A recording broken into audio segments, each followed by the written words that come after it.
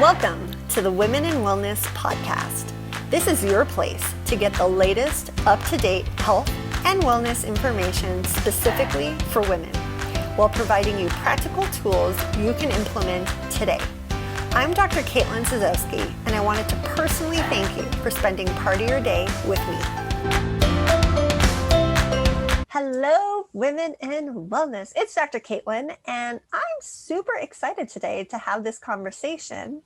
It is going to be a conversation surrounding bacteria, specifically healthy gut bacteria. So we're going to be diving into kombucha, kefir, kefir water, kefir milk, the difference between them, who should have it, when should we introduce it, is it safe for kids, like what are the benefits, how much should we have, you name it. So today with me, I have Hannah Crum, who is the Kombucha Mamma. I'm so excited to talk about this. And she has the big book of kombucha, which has been coined the Bible of kombucha. So welcome, welcome, welcome. I'm so excited to have this conversation with you, seeing that you guys are a bacteria culture. What did you say that you guys are? Yes, good to be here too, Caitlin. I said we're bacteria farmers. And farmers, so, that's it. Yes. So we don't plant our cultures in the ground. We plant them in their substrates. And so for kombucha, that's tea and sugar. For Jun, which is kombucha's raw honey cousin, that's raw honey and usually green tea, though we can vary that. And then for the milk kefir, of course, it's organic pasteurized whole milk. And for the water kefir, it's organic sugar and water. Very cool. So you and your husband have this amazing website where there's tons of information about the whys, the how-tos, the benefits, the DIYs, the everything that people can go to. And always, it'll be in the show notes, ladies, but it's Kombucha Camp with a K.com. So if you have questions or you want more information than what we're going to dive into today, make sure you check out that amazing website. It is full of resources. So, Hannah, what do we got to know about kombucha? Just get going. What's the basics? So kombucha is fermented tea. Humans have been consuming fermented foods since the dawn of time. And in fact, before the Human Microbiome Project, we maybe just didn't even really think about ferments. They just have been part of our culture for so long. Obvious ones like beer and wine that make alcohol are ones we've all heard of. Dairy ferments like cheese and yogurt are super popular, but even meat can be fermented, like how we make sausages and things like this. And so, and of course, sauerkraut and kimchi and miso and tempeh and all of these ferments have started to become really popular, especially as the Human Microbiome Project has illuminated how incredibly important bacteria are to our health, to our well-being, to our mental health, to the functioning of our immune system. Like, we are what I call bacteriosapiens. We cannot live without bacteria. And in fact, human beings and bacteria evolved together. So we have a really special relationship. And I love kombucha especially because of the tea. So tea is already an incredibly healthy I wanted to say vegetable, but it's not a vegetable. Tea is an incredibly healthy beverage. And in fact, it's the most popular beverage besides water. Tea has been consumed all over the world. Not only have wars been fought in China over tea, but we have, our own Boston Tea Party as part of our American Revolutionary story. And as much as we've become sort of New World coffee drinkers, tea really has been that beverage that is literally all over the world. And it's full of health benefits. It's got antioxidants, it has anti-cancer properties, it helps with weight loss. So we're starting with an ingredient that already has incredible properties.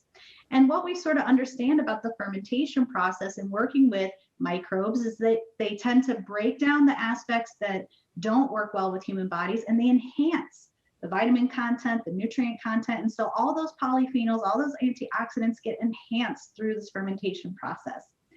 Now let's also talk about the sugar, because I personally believe that sugar is a vital nutrient. I realize this flies in the face of so much of what we're talking about these days, but let me get very specific. I'm talking about sugar cane, sugar that comes from a grass that's been consumed and cultivated by human beings for at least 5,000 years. I'm not talking about high fructose corn syrup, which is a highly processed chemical derivative. I'm not talking about aspartame, which is a potentially cancer-causing additive that still is not banned in food supplies in the United States. Those to me are not sugar. Those are chemicals designed to create a reaction of sweetness in your body, but they don't close the feedback loop. And so when we crave sugar, because sugar is something that everything consumes, including our microbes, which is why we make it with sugar, there's a connection that's made in our brain, and we receive satiety as a result of consuming small amounts of sugar in specific ways. And when we don't have that feedback loop closed, that's when we become addicted to things like diet soda, because our body's craving something. We think we're giving it that thing, but because it doesn't make that connection, we continue to crave it. And so people end up addicted to these products that are incredibly worse for them. You know, you're much better off having a beverage with a little bit of sugar in it to get that satiety, that relief, than to consume those things, in my opinion. I realize everybody's on their own path. I tell people all the time, I don't promote pop soda, wherever you are in the country or the world, depending on what you use to call it. I don't recommend it for anybody. It is not a health food. It's not a health drink.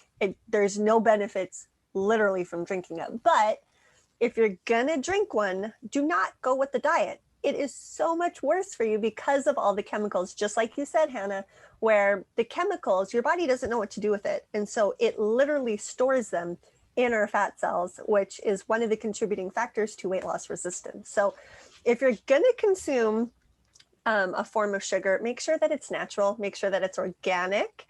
And why do you guys use cane sugar? You did mention that you said like honey for one of them. Why don't you guys use something like maple syrup? I'm Canadian at heart. I love maple syrup. I don't use it often just because it's not necessarily a great nutrient for all over function. But why do you guys use the cane sugar versus some of the other natural sugars out there? So first of all, cost. Cane sugar is fairly inexpensive, so it's something that people can easily purchase. I absolutely advocate always using organic ingredients, because at least then you know there's some thought process around what's going into the soil and whatnot, and we're not using harmful pesticides that can potentially be passed on to you. Now, that said, people have been making kombucha with Lipton's tea and white sugar for a long time, and you still receive a benefit. It's just, as always, in the good, better, best, the best choice is going to be organic. So cane sugar is affordable, it's ubiquitous, and so it's really easy to use. We absolutely, so what we like to teach at Kombucha Camp are the ground rules. Here's the basics. Let's get you fermenting. Let's get you getting extra scobies, and then go play and experiment. So we absolutely could use a maple syrup. We could use honey. We could use molasses, piloncillo. I mean, insert jaggery. Here's the thing though, a lot of those other sugars I just mentioned are much more mineral rich than cane sugar. And so they're going to nutrify the yeast at a faster rate, which means that they could become sour more quickly. So you either need to shorten your fermentation time or use less of those ingredients, because it will throw the flavor into a different direction. So most people find tea and sugar is an easy thing to work with. And then of course, when you're ready to experiment, try some of those other elements and see what happens. Now, the Jun culture is a cousin of kombucha. And I say that because it's uniquely adapted to harmonize with the colony of bacteria that naturally are present in raw honey. We did experiments over time where, again, we're farmers, so we do hybridization, we're testing different crops, we're seeing how can we play with things. And what we discovered is when we use sugar with Jun or raw honey with kombucha, they both went to mold. And so what we understand is that they have evolved to work with their specific substrates in a way that elevates those products. So that's why we have two discrete cultures and two different ways of working with them. Perfect. So can we do you want to talk a little bit about the difference in the strains of bacteria based on the SCOBY, or do you want to talk about the difference between kombucha and kefir? So it is that conversation. Basically, the dominant strains in our kombucha culture, it's an acetic acid ferment. So that's your vinegar. That's why it has a tangy flavor to it. And those organic acids are really crucial to what's supporting health in your body. So we think of it as easy drinking vinegar, meaning that when we ferment it at home, we're allowing some of that natural acidity to occur, but we're balancing the sweet and the sour so we can enjoy it as a beverage as opposed to that shot of apple cider vinegar with a little bit of honey. You certainly could make kombucha vinegar and let it ferment longer and consume it in that way. So again, there's a lot of options here.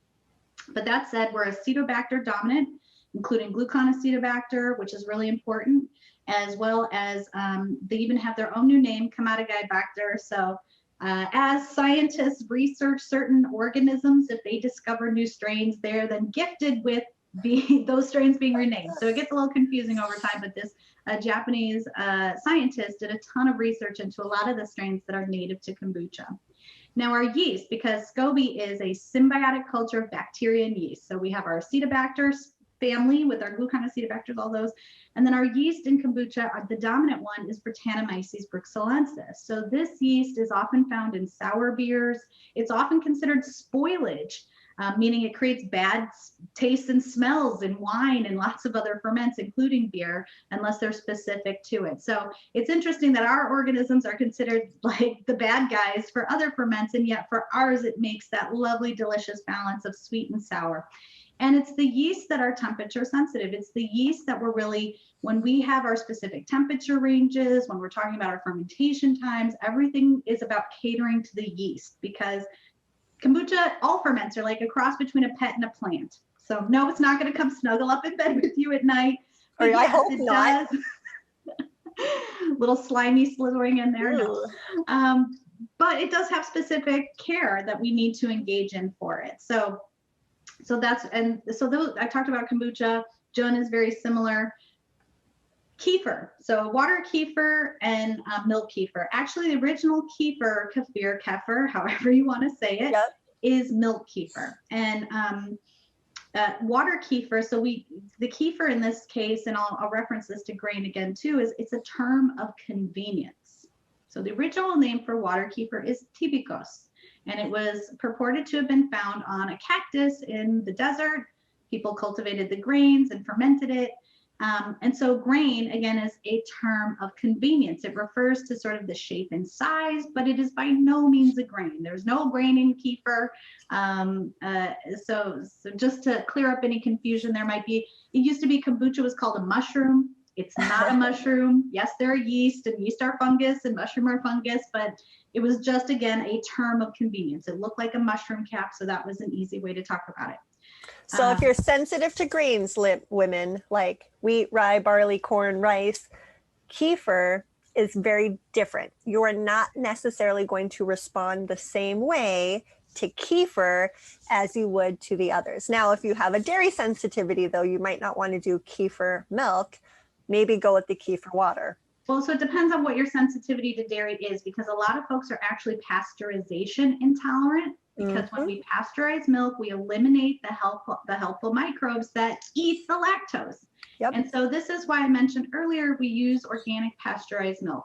Yes, raw milk is legal here in California. Hokey Pete, it is so expensive, and it already has the good bacteria in it.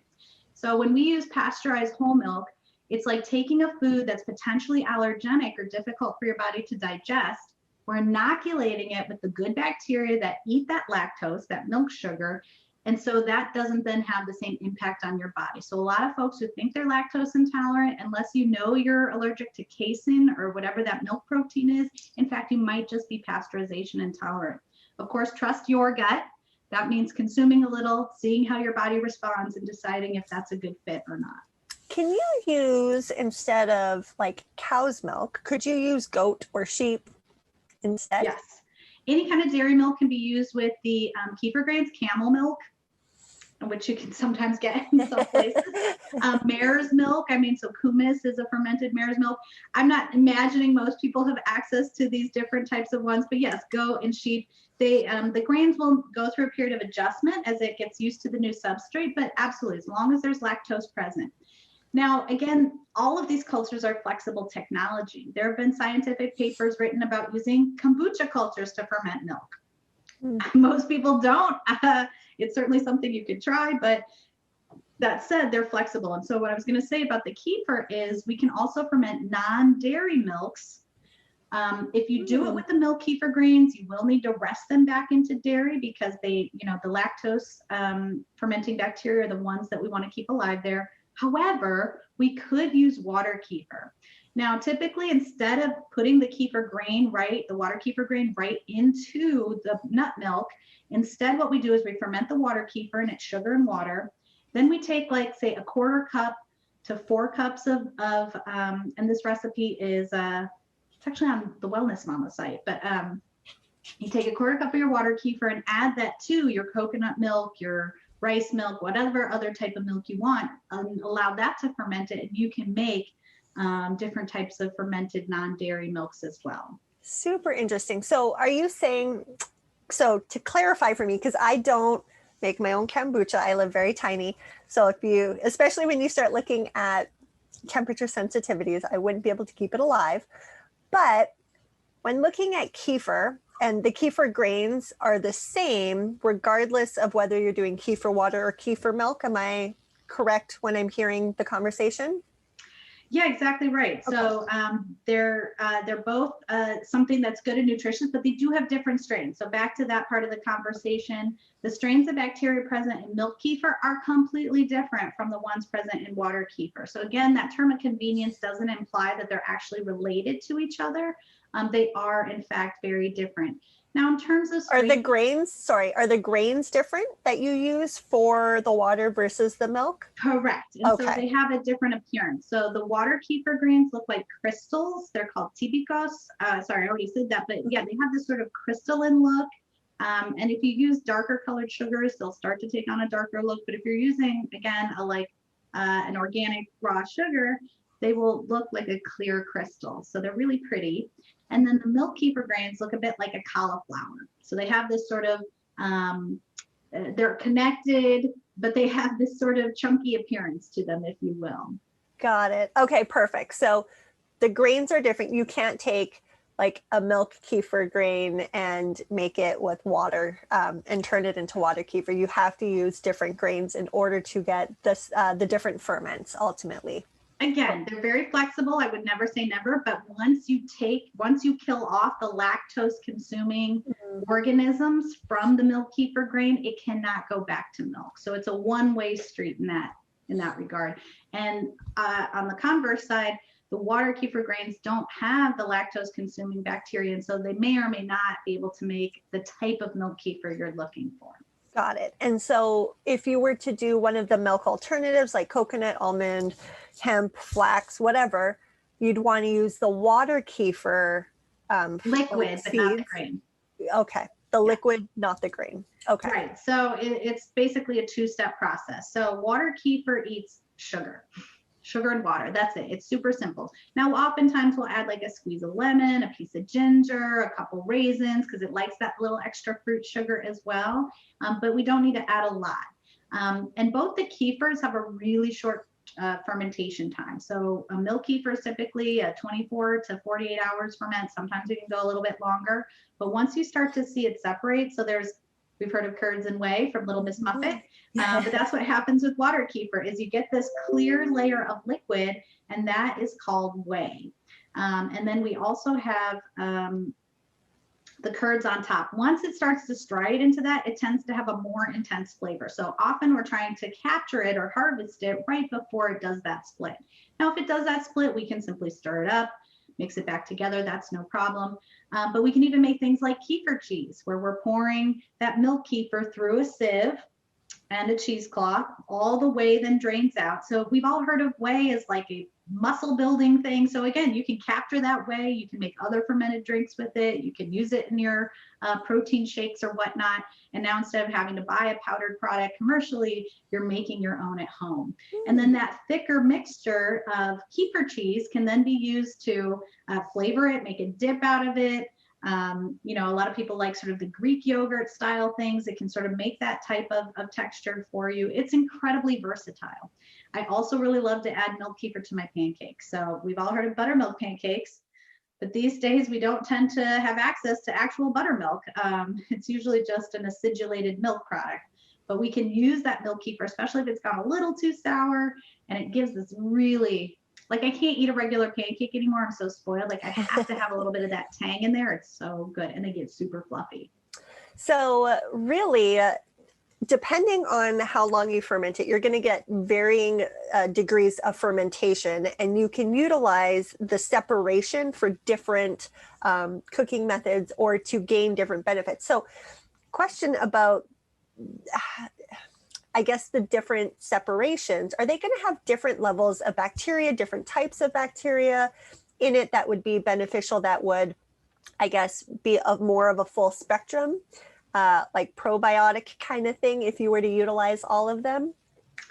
Great question. I think, I'd have to dive into the scientific literature to understand that a little bit more. I think for most people, it's not so like, well, the 3-day ferment is better than this or that. It really comes down to personal taste. Because if you're making a product that doesn't taste good to you, you're not going to eat it. And now you're not getting any benefit. And so I think it's really important that we balance those things. And this is the concept of like a teaspoon of sugar helps the medicine go down. This is why we don't necessarily want to ferment it to the most extreme phase, because it's just going to be really tough. Certainly you could back sweeten with other things, but then at that point, why have you let it ferment so long, right?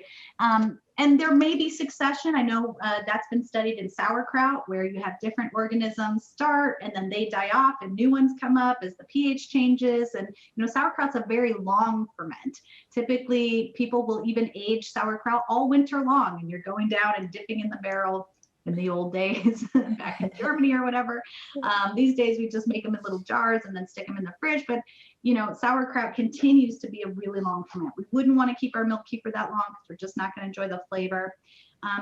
And then back to sort of the kombucha and the water kefir, they're kind of like, so if kombucha is too intense for you, try the water kefir. It's much lighter. It's a little bit sweeter in profile. It does still ferment. It does still convert those sugars. So let's talk about the sugar a little bit in terms of the what happens. So, sugar is sucrose. Sucrose is a disaccharide. That means it's made up of 2 sugars held together with a bond. So that's fructose and glucose. What happens is yeast excretes an enzyme called invertase. This is like scissors. So these little scissors come and snip that disaccharide into its monosaccharide components. Monosaccharides are easier for our bodies to absorb and work with than disaccharides, because otherwise our body has to break it down. So I love to think of fermentation as sort of pre-digestion. It's digestion that takes place outside of the body, so that when you consume that product, it's much easier for you to absorb those nutrients. They're more bioavailable. You get sort of this instant uptake, like a quick vitamin hit, if you will. And so a lot of times, like even if we're looking at a commercial bottle of kombucha and we see the sugar grams, now, first of all, this is complicated, they have to be listed as added sugar, even if no additional sugar is added after the fermentation process. And that's because we use sugar to begin with. So this is a tricky thing. So you might be looking at sugar grams on a kombucha and sugar grams on some other drink and think, whoa, there's a lot of sugar in that kombucha. In fact, there isn't, because it's already pre-digested. It has that lower glycemic impact. It's easier for your body to absorb those nutrients. So that's one thing, is when we're looking at the labels, it isn't apples to apples.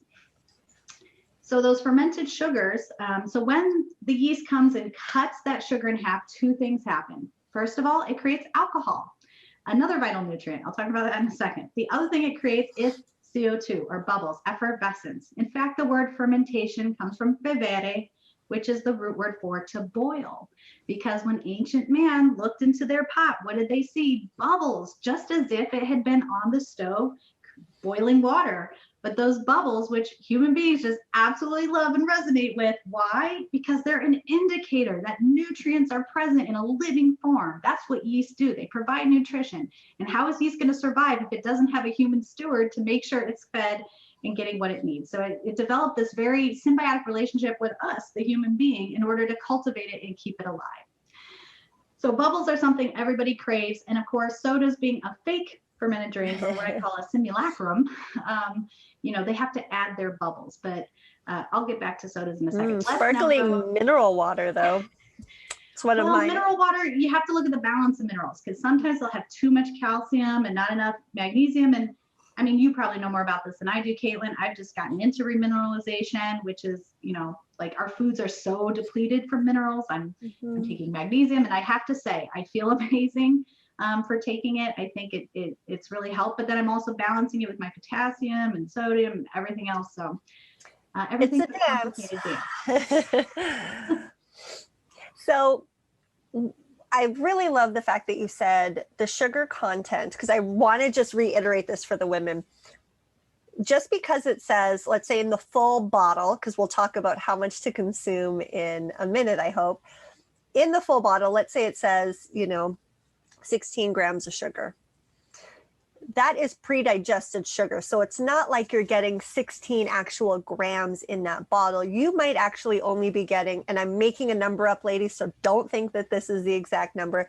You might actually only be getting 1 or 2 grams of sugar, but because the initial amount that was before it was broken down and digested was 16, they have to put 16 on that bottle. Is that correct? So let me clarify that one more time. Okay. So no, it's not the original sugar grams. That would be much higher.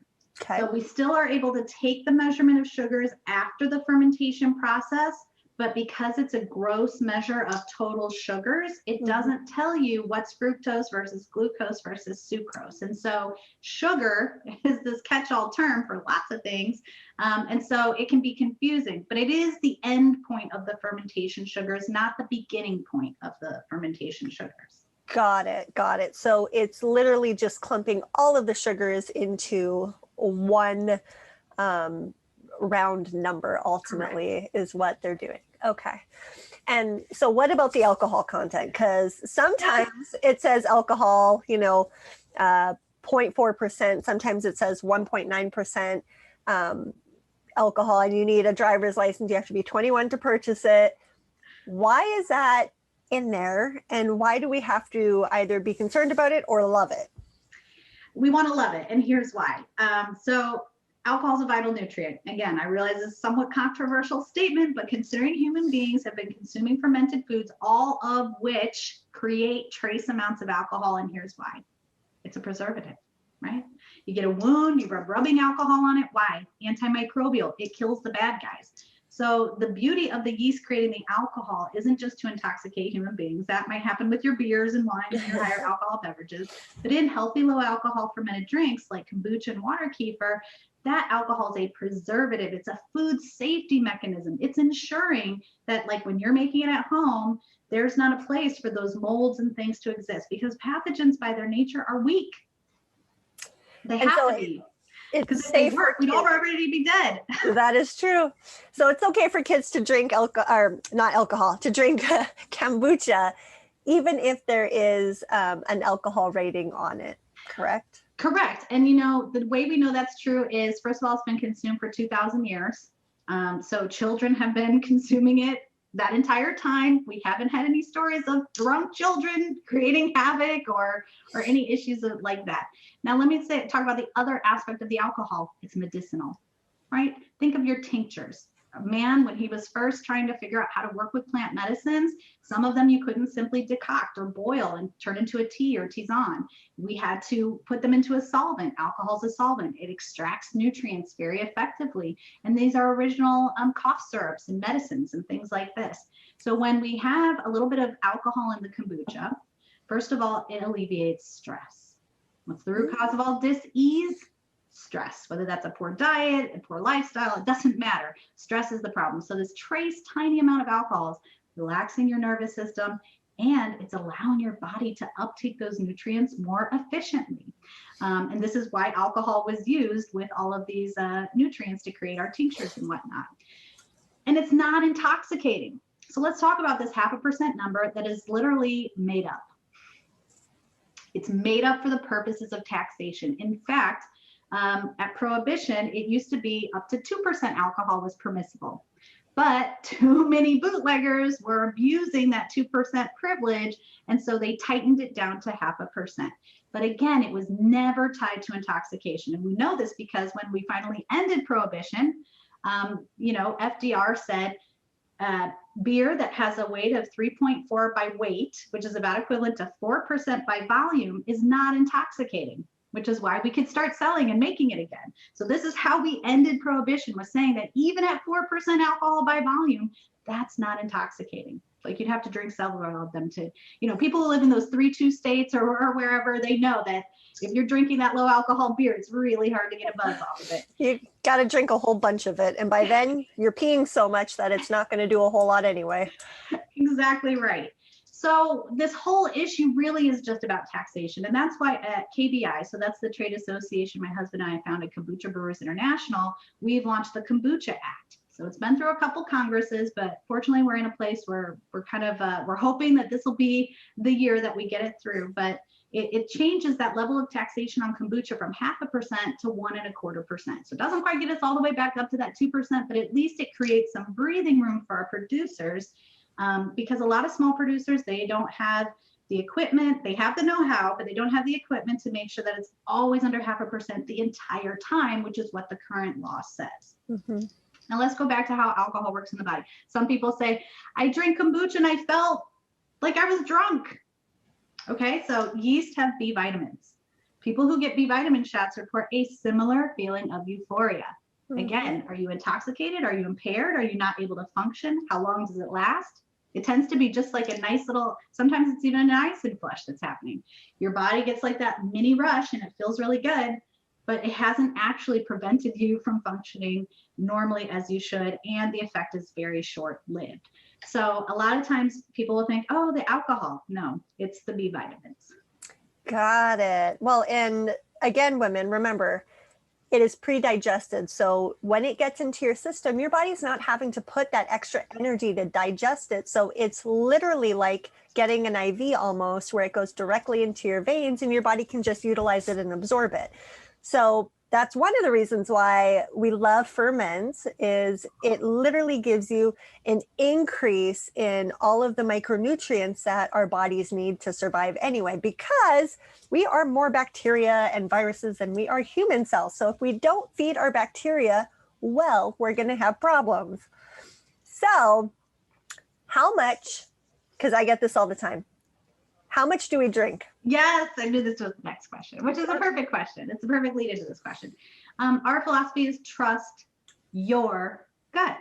What's right for me may not be right for you. My body is different from your body. My microbiome is different because of hereditary, because of antibiotic use, because of the foods I'm eating. And so there is no one size fits all prescription, be that medicine or kombucha or foods you should eat, etc. Right? We're all unique in that reality. And so how much we should drink, we typically advise, as I think I said earlier, 2 to 4 ounces on an empty stomach. And I feel this is an incredibly valuable tool, because we are often so checked out of how foods impact our body. We're eating in front of TV, we're eating on the road, like we're eating food that's cheap because we've been trained that a bottom line mentality where we don't consider the impact on our body, the environment, etc., is being important. Rather, what's the cheapest, right? That's purposeful, because it drives us away from value and allows them to continue to do factory farming and poison the earth and poison human beings and maltreat animals and all kinds of things in the name of profits. Yep. Little... Oh, no, we talk about this all the time. I am not a vegan or a vegetarian. I do love my vegetables, but it is all about quality, guys. So when you are eating or consuming high quality foods and beverages, you're not going to need as much, because your body is going to be satiated. It's going to be able to extract more of the nutrients. You're going to have better digestion. You're going to have less bloating, constipation, diarrhea. You're going to have regular bowel movements and clear thinking. And the list goes on and on. And so making sure that when we're putting something in or on our body, that it's as clean as possible, because the cleaner it is, the better it's going to be for the environment as well. And we only got one home, which is, planet Earth. If we don't take care of her, we're going to be in trouble. Yes. I mean, and we're all connected. And this is one of the things I love about the SCOBie, that symbiosis. The bacteria are throwing out these nanofibers of cellulose. And so I imagine us as human beings, we need to throw out our nanofibers of connection. When I go out on the road, of course, this pandemic's been challenging to do any of that. It's a hug or a handshake, because I'm not leaving until I have some of your bacteria. because your bacteria is going to mesh with mine. It's either going to be good or bad. It doesn't matter.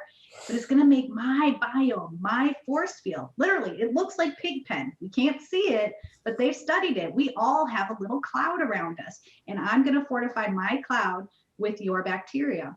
And I also have thank you for saying that. And the hand sanitizer. Women, I've talked about this over and over again. Stop using it, please. You're killing your healthy bacteria. It doesn't just kill the bad stuff, it kills the good stuff. And if we kill the good stuff, we have problems, which is why we're talking about kombucha and kefir today, because of adding more good bacteria into us. Because if we don't have a healthy balance of the good to keep the bad at bay, we're going to have problems. So and we call this, it's like controls like, right? Yeah. It's isopathy. So we need the good guys to prevent the bad guys. They're called opportunistic pathogens. So it's not that they should never exist in our ecosystem, because they often can serve a beneficial effect. You know, we tried to eradicate H. pylori because we thought that was a root cause of ulcers, and certainly it can be.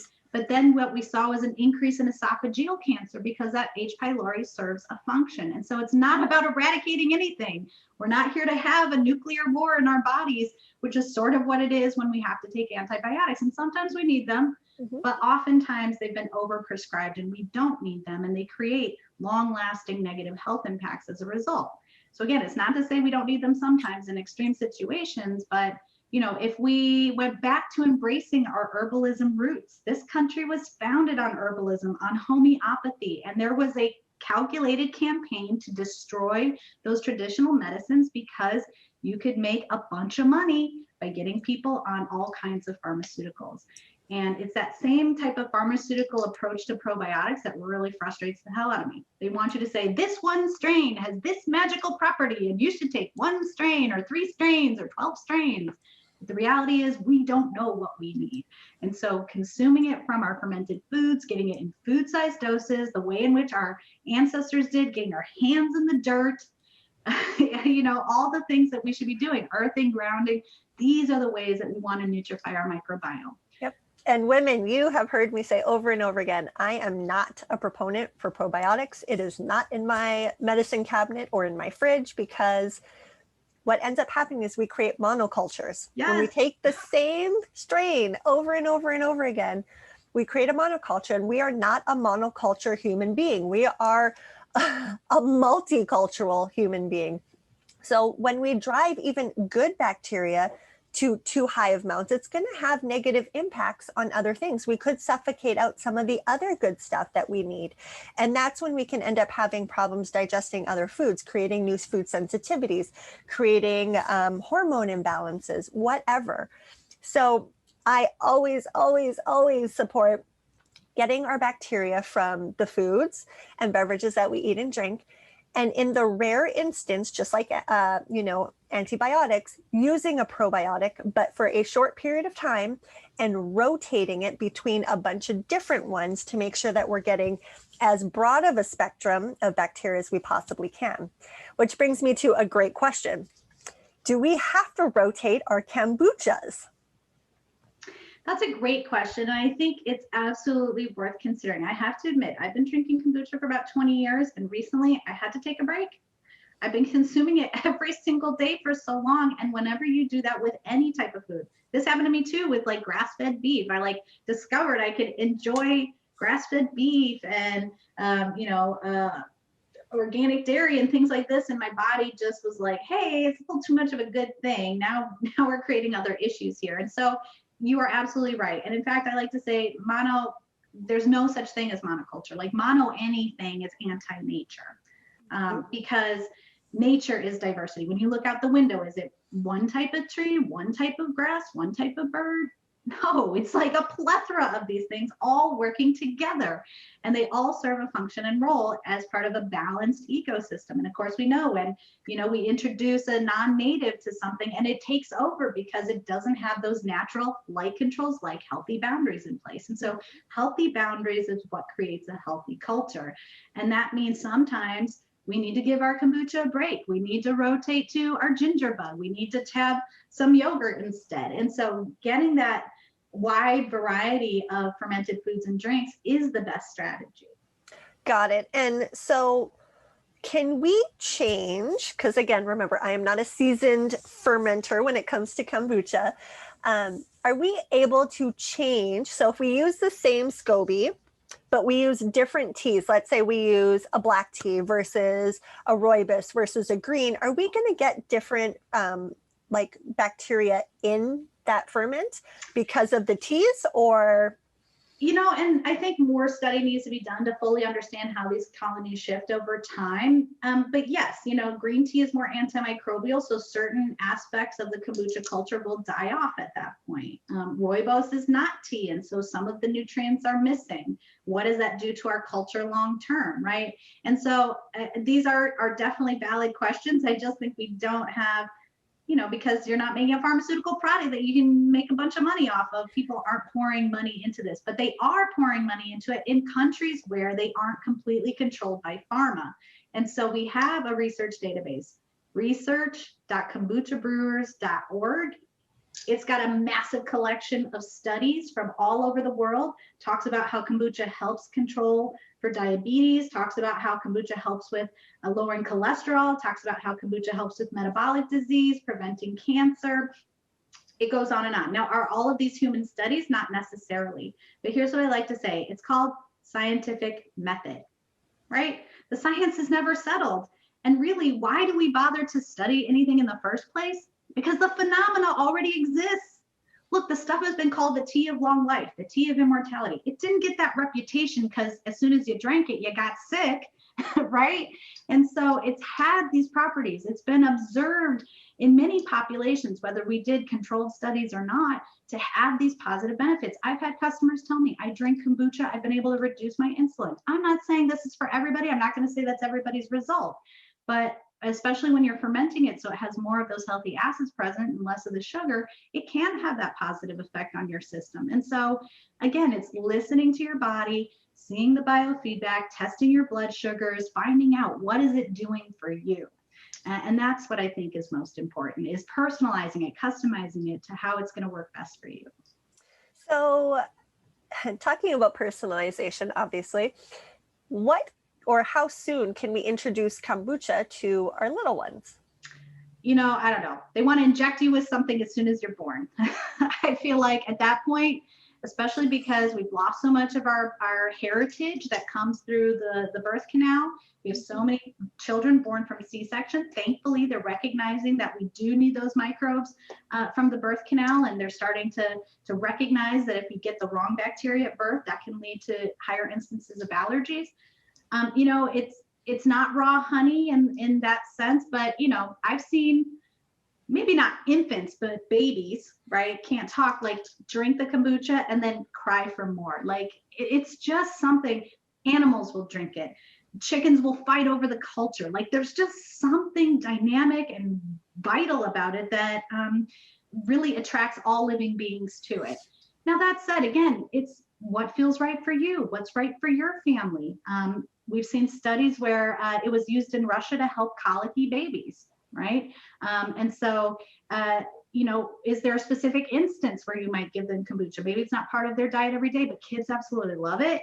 And I've even seen kids like bite the scobies and, they have no fear and they absolutely love the kombucha. And it can be a great homeschool science project. It can be, you teach the kids how to make it, and now you're not the only one who has to make it, but you can spread the labor around. It's definitely something that kids really do enjoy.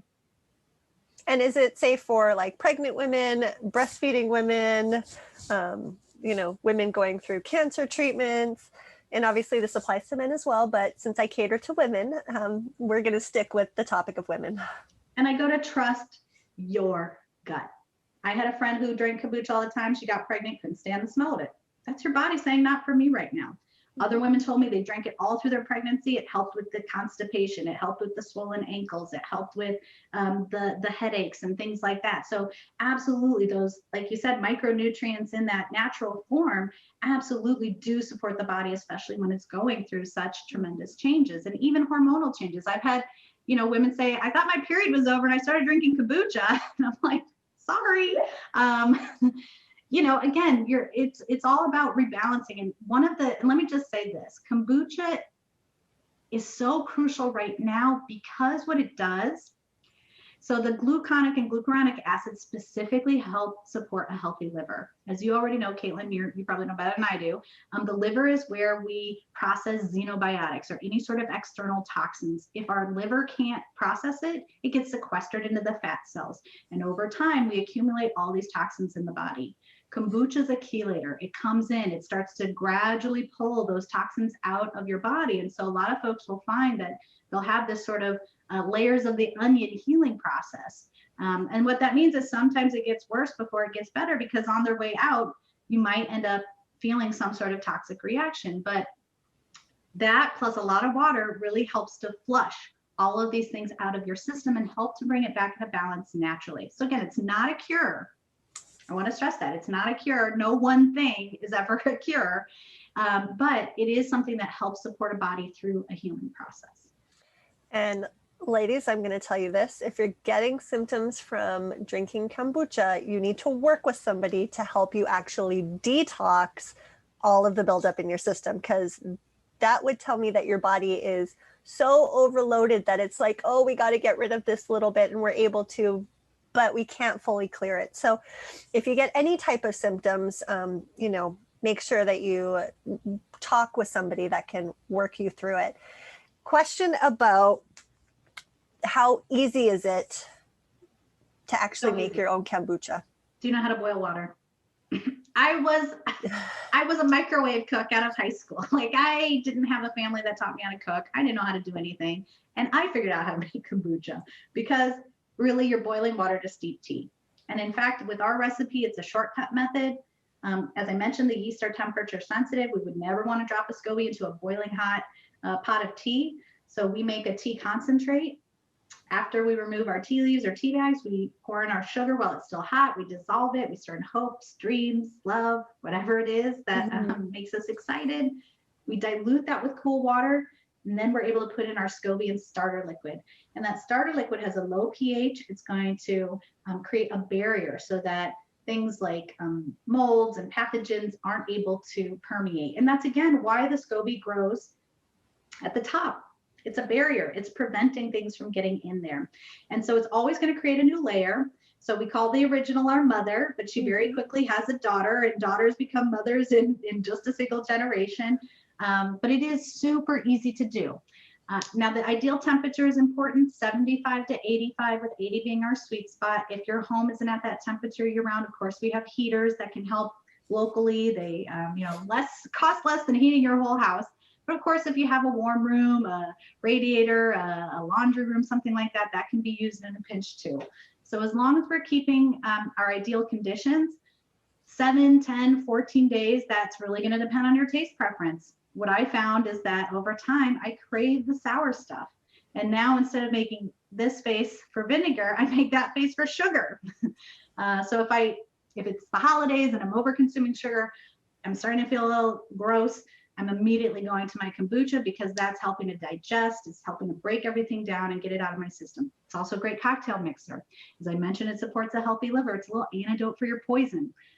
Back in my younger days, I can remember having more than enough tequila, making my way to the fridge, downing my bottle of booch, and waking up with no headache.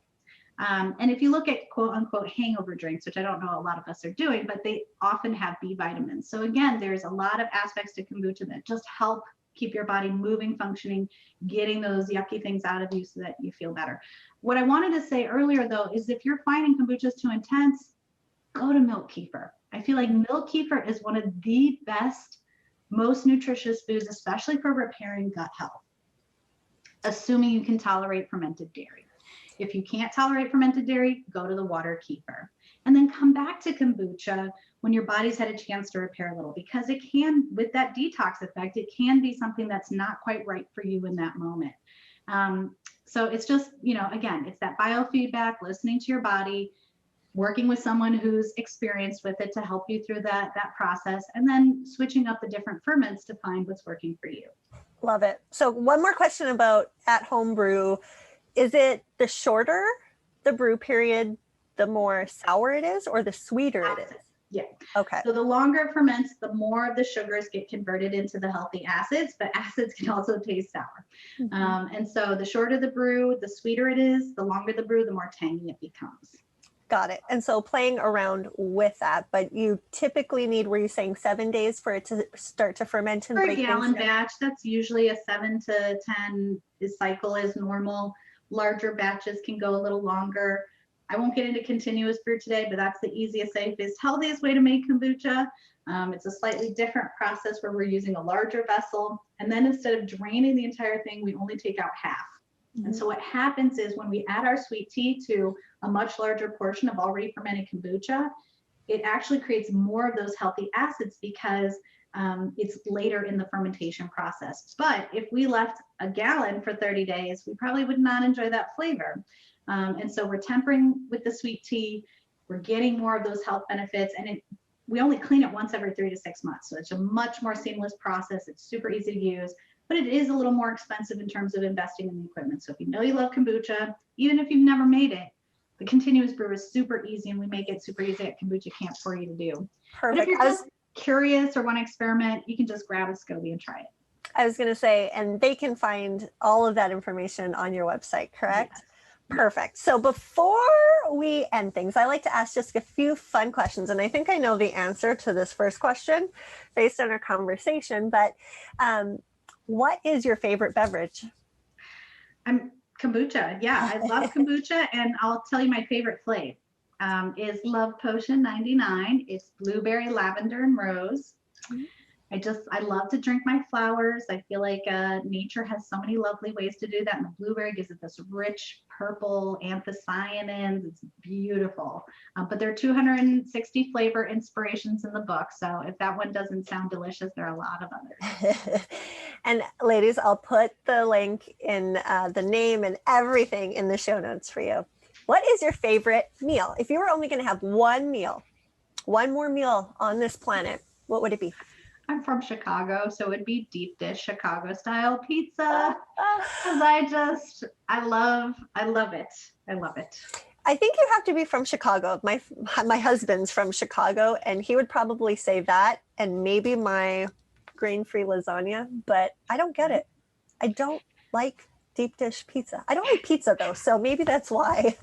Well, and I just, Midwest cheeseaholic. I've got that German, Dutch heritage, and I think it's just all up in those genes. I think you guys do got something like that. I just, everyone's different. It's the bacteria you have telling you what you want. What is on your nightside table? I have my pendulum. I have a deck. What stone is it? It's actually a chakra. So it's got Okay. amethyst is the main ball, and then it has a couple others. I have a stone that looks like this. I don't know what it's called, but it's beautiful. It looks like obsidian, or? Well, obsidian would be black. This is more silver. I don't think it's hematite though. So I can't remember the names of my stones, but I have a lot of them everywhere. And then a couple books to read. Very fun. And then what is your like pick me up go-to song to get you like motivated and put you in a good mood? Girls just wanna have fun. Just wanna. Good old Cyndi Lauper. Perfect. Generation. So, can you please tell my listeners where they can find you, where they can find more information, where they can purchase a SCOBY if they're being adventurous and they have the perfect house temperature? Mine is not. I keep mine at like 69 degrees, so I'd have to buy a heater for that. But where can they find you, Hannah? KombuchaCamp.com, camp with a K, because I'm cute and clever. And then from there, you'll see, I highly recommend if you're new to kombucha, sign up for our free recipe and DIY guide. You'll get an email a day for 5 days. It just breaks down, right? There's a lot of information. It breaks it down super easy. Of course, you can unsubscribe anytime, but we do send out special offers.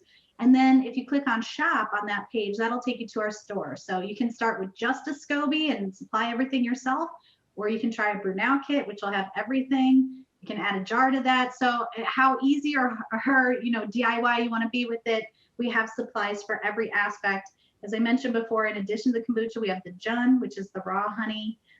It's really great for folks who have bees, just because raw honey can be a little more expensive, or if you want an occasional side, people are really loving it. It's just now starting to get more popular, but it's got a lovely flavor. And then the milk kefir and the water kefir, those are so basic. Literally, you're usually just buying the grains and maybe a jar, because milk, I'm not telling you that. You got that on your own. And then sugar, of course, I can sell that to you, but you probably can get it easier locally. But yeah, those are our 4 cultures. And then of course our books, our heaters. We made cute little caps and covers for our vessels. You know, we like to invent things. So, and then of course the book, the Big Book of Kombucha, which you can find everywhere, your favorite bookseller, etc. Awesome. All right, ladies, don't be afraid to try different fermented liquids. It will benefit you, but listen to your body as to which ones are the right ones for you. Thank you so much for being with me today, Hannah. It was such a great conversation. I really appreciate all of your knowledge on the importance behind this beautifully medicinal fermented beverage that has many health benefits. So thank you so much. Thank you. I hope you enjoyed this episode of Women in Wellness as much as I did. If you did, please leave a review and a rating so that others can also benefit from the information being shared. Make sure to subscribe as new content is released on Women in Wellness Wednesdays. And if you want to connect with us, go online to womeninwellness.com. That's women, the letter N, wellness.com. I look forward to seeing you next time.